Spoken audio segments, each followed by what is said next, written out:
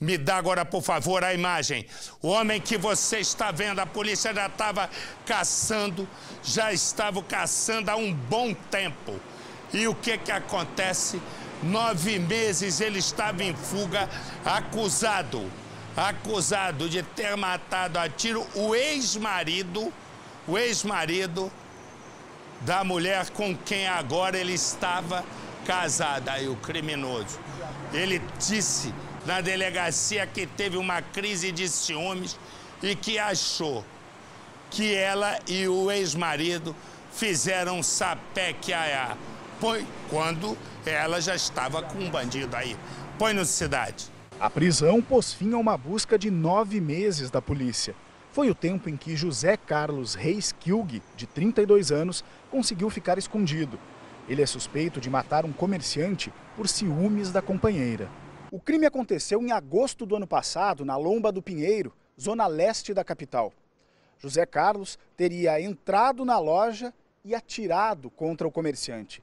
Ele acreditava que o homem teria se relacionado com a companheira durante o período em que eles estavam juntos. Segundo a polícia, o ciúme doentio foi fatal para a vítima de 34 anos. Ele sumiu, andou por vários endereços, algumas cidades da região metropolitana, mas nós continuamos as investigações e nós conseguimos localizá-lo numa residência, numa peça alugada na cidade de Viamão. Indiciado por homicídio duplamente qualificado, por motivo fútil e por ter dificultado a defesa da vítima, o suspeito teve a prisão preventiva decretada e estava foragido.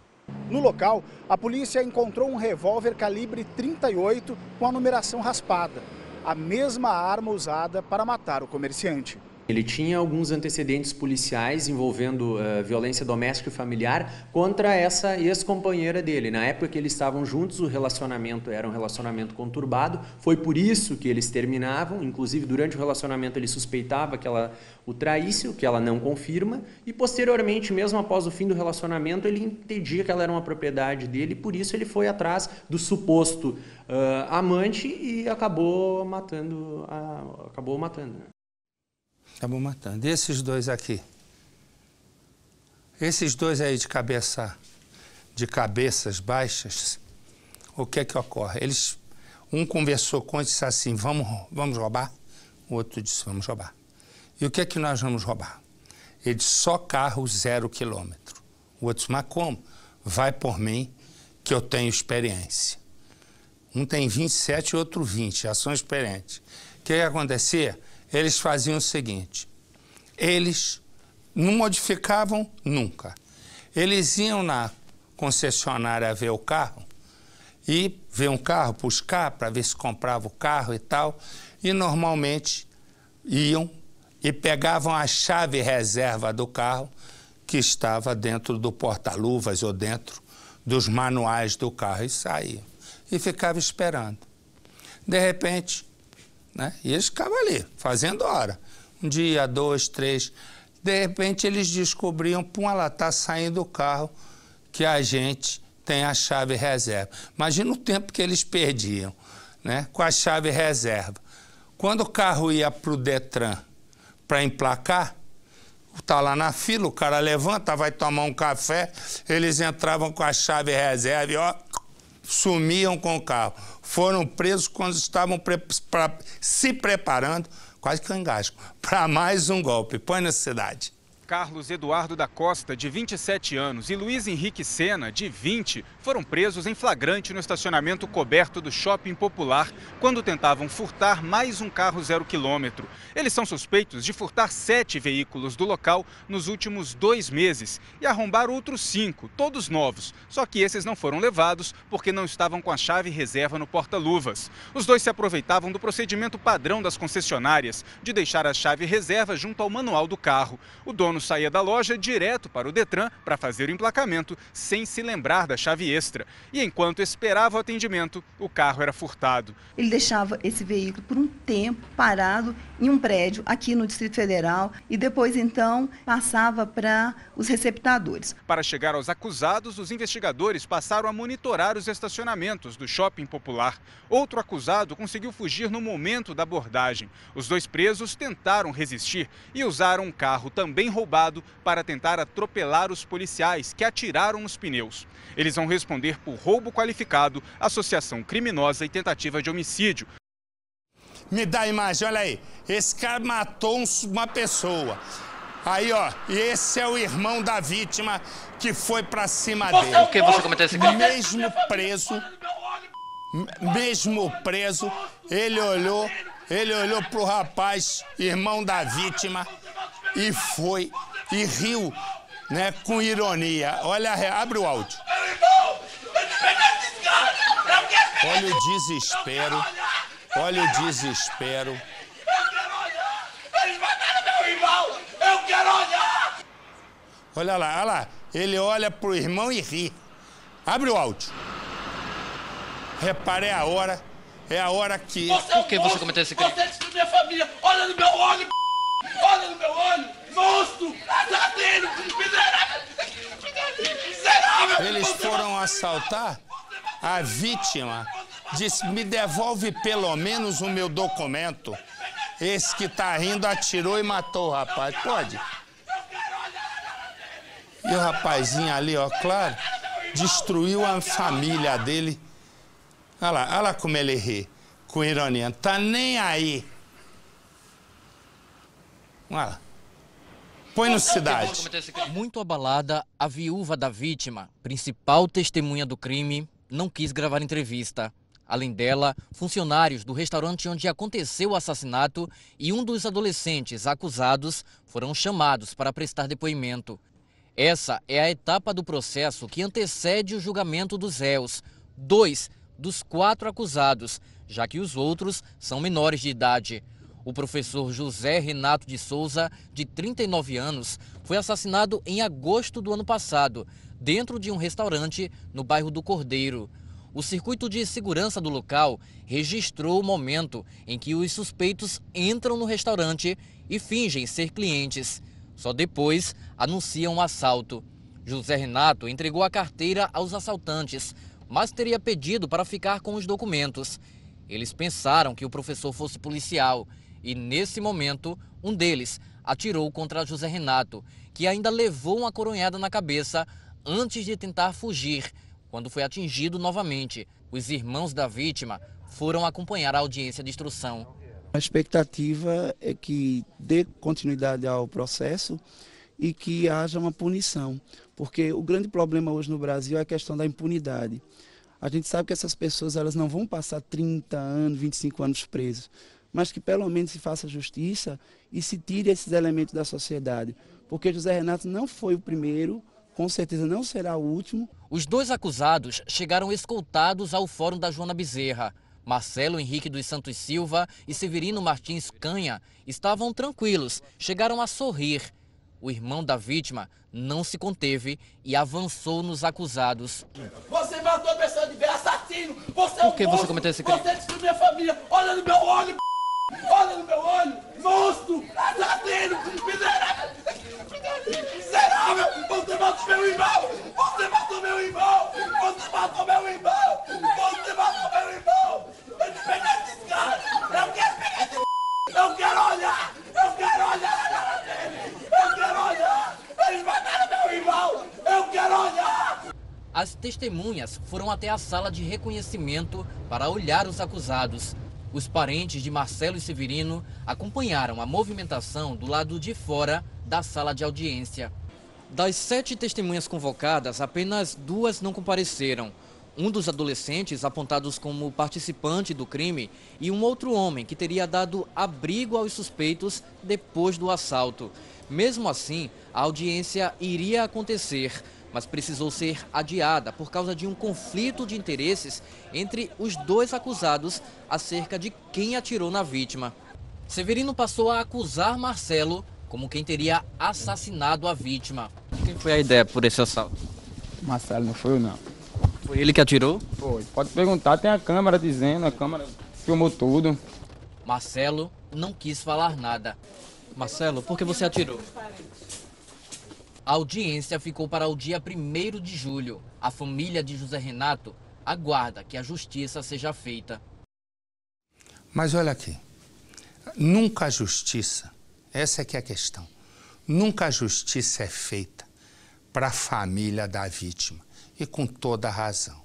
A frieza do sujeito rindo, atirou porque o rapaz pediu o documento, né? Primeira coisa que passa na cabeça da gente é, e se tivesse pena de morte? Pois bem, nem assim nós, vítimas, conseguiríamos achar que há justiça. E vou mostrar, quer ver?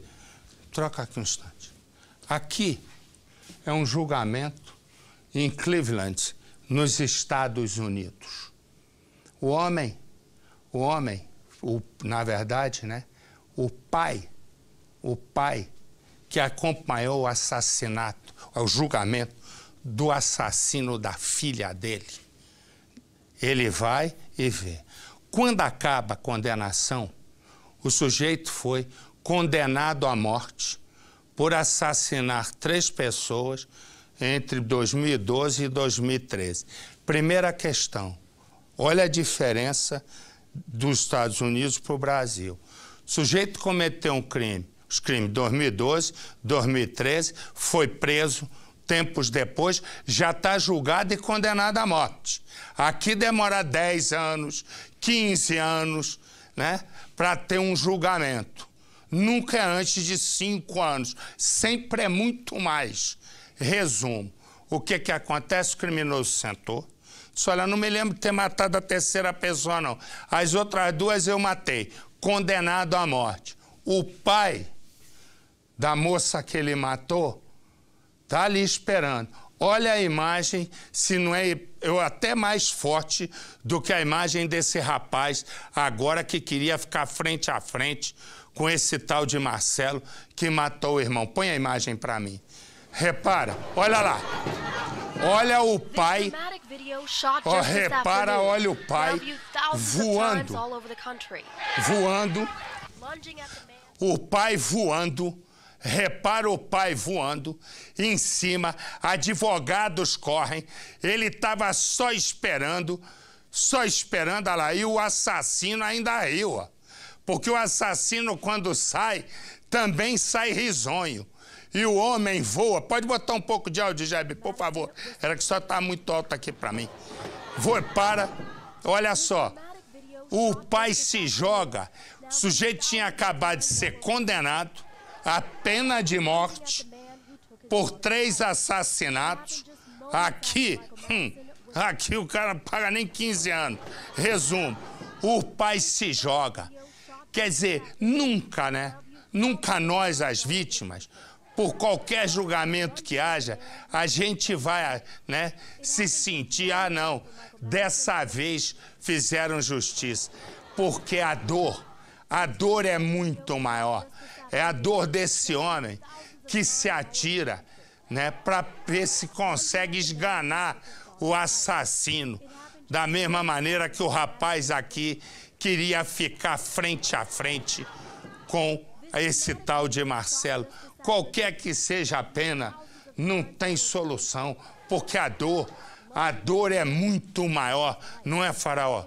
Quer dizer, é uma dor que não tem cura, é uma explosão emocional muito forte, porque o assassino, ele é, além de absolutamente frio, é totalmente cínico. E é duro para um homem assistindo o julgamento, olhar nos olhos do bandido e ver ele sorrindo. É difícil, foi uma explosão emocional. Claro, tá certinho. Corta, tá certinho, Faraó. Vamos lá. Não há como aguentar. Não há. E os caras, é como bem disse o Percy, os caras são cínicos, eles estão nem aí. O outro lá agora matou o rapaz, esse tal de Marcelo, o irmão lá, os gritos, e ele rindo para a cara do sujeito, tirando onda ainda. É brincadeira. 2 crianças. A polícia está investigando. 2 crianças em um hospital aqui no interior de São Paulo, aqui em Sorocaba. O maiorzinho ali atrás, Murilo, diagnosticado com uma virose. Tudo agora é virose. Foi medicado e liberado. Rafael, 1 ano. Caiu em casa, levado para o hospital esse Sorocaba, atendido e liberado. Os 2 morreram horas depois. As 2 crianças morreram horas depois. E uma coisa que eu não sei, quem tem filho pequeno sabe. Eu não tenho, mas escuto que eu tenho um monte de amigo que fala. Hoje em dia, mas mesmo com a gente hoje, na maioria dos médicos que a gente vai, tudo é virose. Ele não sabe o que é. É uma virose. É uma virose. Aqui, ó, 2 crianças morreram. Põe no Cidade. Murilo Gustavo, de 6 anos, foi atendido nesta unidade pré-hospitalar da Zona Leste de Sorocaba na segunda-feira de manhã. Segundo a mãe, ele acordou vomitando, passando mal, e ela trouxe ele para cá. Quando chegou, ele foi atendido por uma médica que fez alguns exames e disse que era uma virose. Receitou uma injeção. Mais ou menos 1h30 depois, ele foi atendido novamente pela médica, bastante sonolento, e ela disse que isso era normal, era uma reação do medicamento, e liberou a criança. Mais ou menos por volta de 3 horas da tarde, a mãe percebeu que o menino ainda continuava sonolento, não aguentava nem ficar em pé. Ela resolveu trazer a criança novamente para a unidade pré-hospitalar. Ele foi atendido e menos de 1 hora depois, dentro do hospital, a criança morreu. Ele vomitou na sala da médica, aí ele já não respondia mais nada. Daí ele já estava sentado na cadeira, colocaram ele na cadeira de roda, ele não respondia nada, estava com o olho virado, estava desfalecido já na cadeira de roda. Aí eu perguntava o que estava acontecendo, ninguém falava nada. Aí levaram ele lá para baixo, colocaram ele deitado, a única coisa que ele começou a fazer foi gemer. Aí já colocaram ele dentro da sala de reanimação, aí já saiu de lá morto. O que falaram para você? Falaram para mim que ele aspirou vômito, mas como que aspirou vômito, né? A família registrou o boletim de ocorrência como morte suspeita e agora espera uma resposta da justiça. Pensa no seguinte, aquele sujeito ali, pensa um sujeito bom de lábia. E ele atua numa ilha que é linda, que é a ilha de Taparica, na Bahia, né? E ele dizia para as pessoas o seguinte, ó, eu tenho um monte de imóvel, tudo para ser leiloado. As casas são com vista para o mar. O preço, ele dizia, o preço, deixa comigo, leilão é leilão. Eu vou resolver tudo. Pegava o sinal de todas as pessoas. Põe imagem aí para mim, por favor. Vai vendo se as pessoas estão... Olha Itaparica, a coisa mais linda que é. E essa ilha aí eu conheço bem, porque quando eu era rapazinho, eu morei aí um tempo. Põe no Cidade.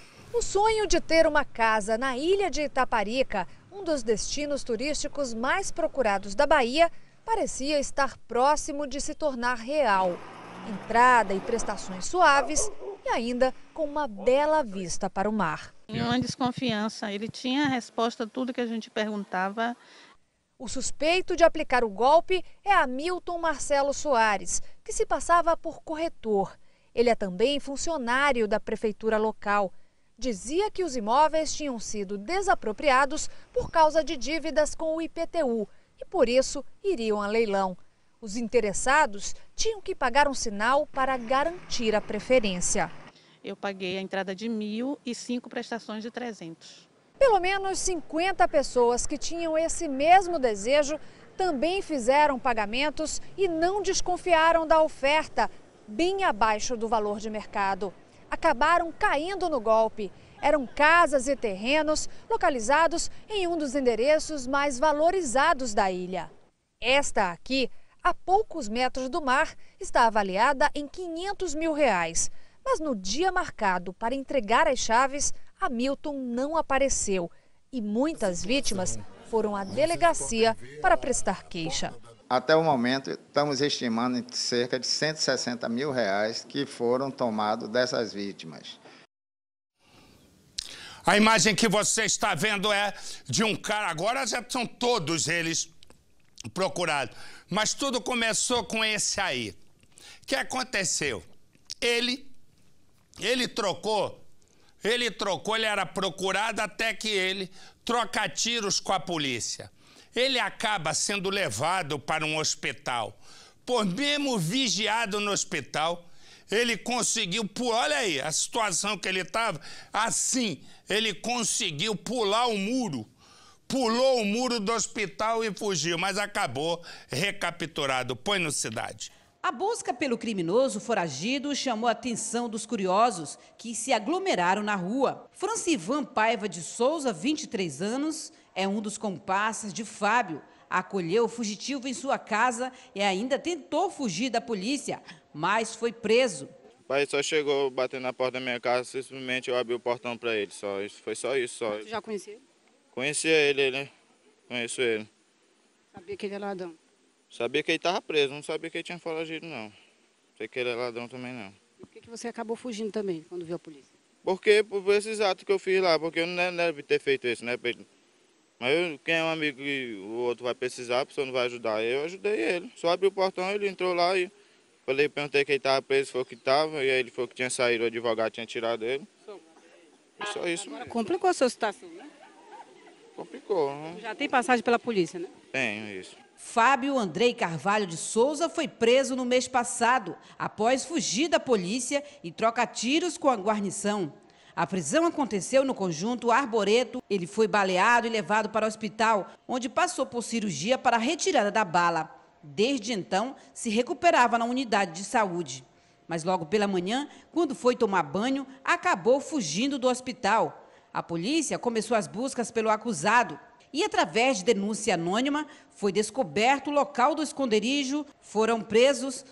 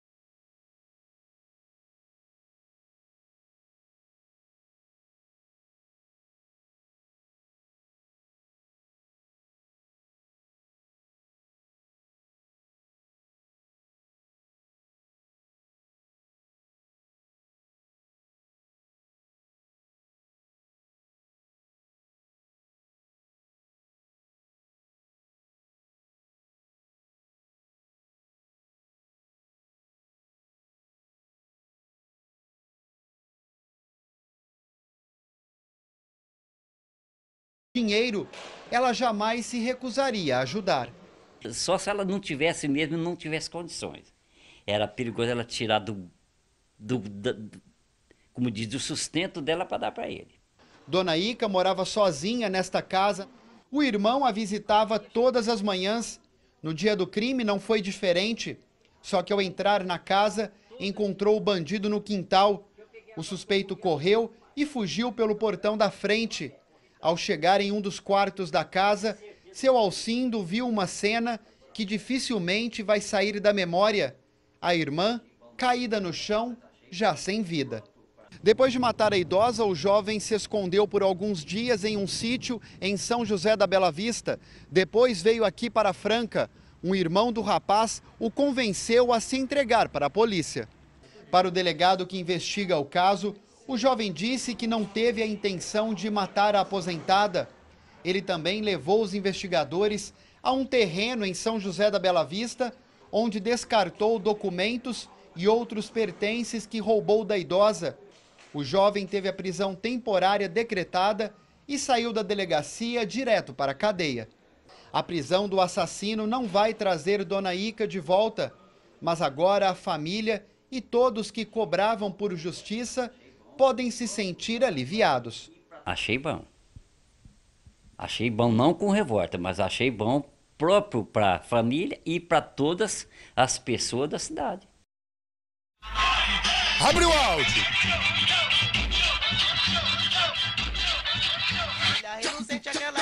Abre o áudio! Que eu e você estamos vendo é uma epidemia que está tomando conta de São Paulo. Põe lá na epidemia, meu filho.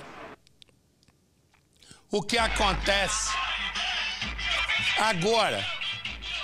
Agora não, já há algum tempo, muitos bairros de São Paulo, as pessoas não conseguem mais dormir, as ambulâncias não conseguem passar, álcool, drogas, música, pancadão e muita sem vergonhice. É o que não falta. As pessoas vão atrás da prefeitura e o prefeito Fernando Haddad está lá pintando faixa. Hora ele tá pintando faixa para bicicleta, outra hora ele tá botando radar. E aí o que acontece, né? A lei que deveria prevalecer acaba. A lei que deveria prevalecer, até por causa da questão do silêncio. Lei, São Paulo, a terra sem lei. Põe no Cidade. As imagens foram feitas à noite e à distância, mas pelo vídeo gravado por moradores, dá para ouvir bem o barulho, que ecoa pelo bairro e atormenta muita gente. Todo dia é um estresse, todo dia é um nervoso. É você acordar e você não saber como é que vai ser seu dia. É você não ter paz, não ter tranquilidade. É complicado.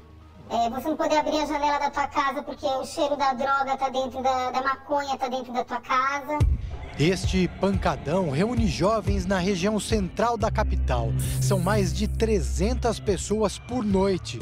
O baile funk ao ar livre acontece na Rua São Paulo, bairro da Liberdade. Festa que tem dia e hora marcados para começar.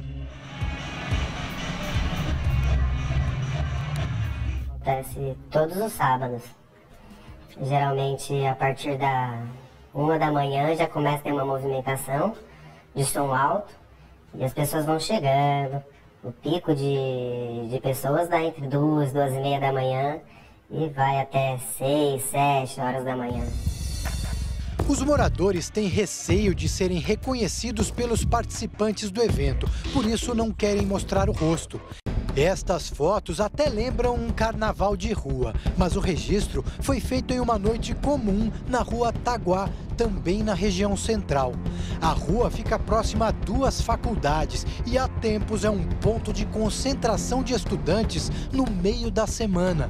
Segundo os moradores, o movimento começa pela manhã e prejudica também os pontos comerciais do bairro. Este jovem percebe as consequências no escritório em que trabalha. As pessoas deixam de ir? Tá deixando de ir. Por quê? Ou se quando vão, eles perguntam, olha, a gente pode utilizar o estacionamento de vocês, porque não dá para deixar o carro. Da última vez que nós fomos aí, acabamos sendo abordados, aí assaltaram a gente. Então o pessoal já fica com o pé atrás de estar nos procurando lá, né? Pior ainda é o incômodo que causa no hospital, que fica bem em frente. E à noite eles fecham os portões, né? Agora, antes tinha atendimento de internação e agora não tem mais, justamente por causa dos barulhos, né? Muito alto na Rua Taguá, e isso está afetando muito os pacientes, os internos. Os dois eventos acontecem no mesmo bairro, em ruas que ficam relativamente próximas uma da outra, o que levanta a suspeita dos moradores de que seria o mesmo grupo o responsável pelos pancadões. E no meio do caminho entre os dois pontos fica esse prédio aqui, ó, o da Delegacia de Polícia do bairro da Liberdade. Apesar dessa proximidade, os relatos de abusos surpreendem. É muita bebida, drogas, barulho de moto, acelerando, fazendo barulho. Você passa no outro dia para ir à feira e você vê os pinos de cocaína, de lança-perfumes, que eles vão consumindo a noite inteira, garrafa quebrada, é o que sobra da noite, né? É isso que a gente vê, muita droga, menores de idade dançando em cima do carro, se mostrando. Os pancadões incomodam também em outros bairros da capital.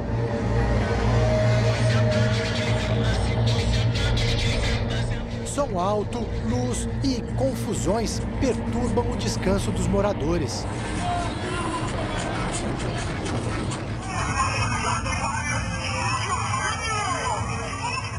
Basta abrir a tampa do porta-malas do carro em um local público para que tenha início um baile funk. Para evitar cenas como essas, há mais de 2 anos foi regulamentada uma lei municipal proibindo som alto em veículos estacionados em ruas ou calçadas. Quem descumpre a regra pode ter o carro de som apreendido e receber multa de R$1.000. Este valor pode chegar a R$4.000 em caso de reincidência. Mas quem promove os bailes na rua parece não se incomodar com possíveis punições. As festas continuam em quase todas as regiões da cidade. Quem participa dos pancadões sabe muito bem o problemão que causa por onde passa.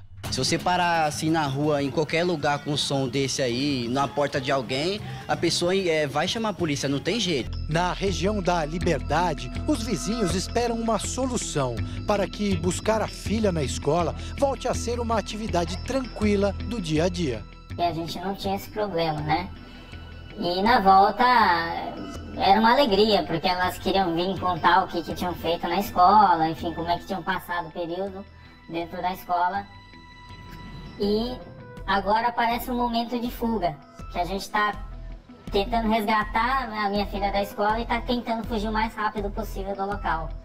Então não dá tempo de bater papo, não dá tempo de perguntar como é que foi o período dela, enfim, virou um transtorno.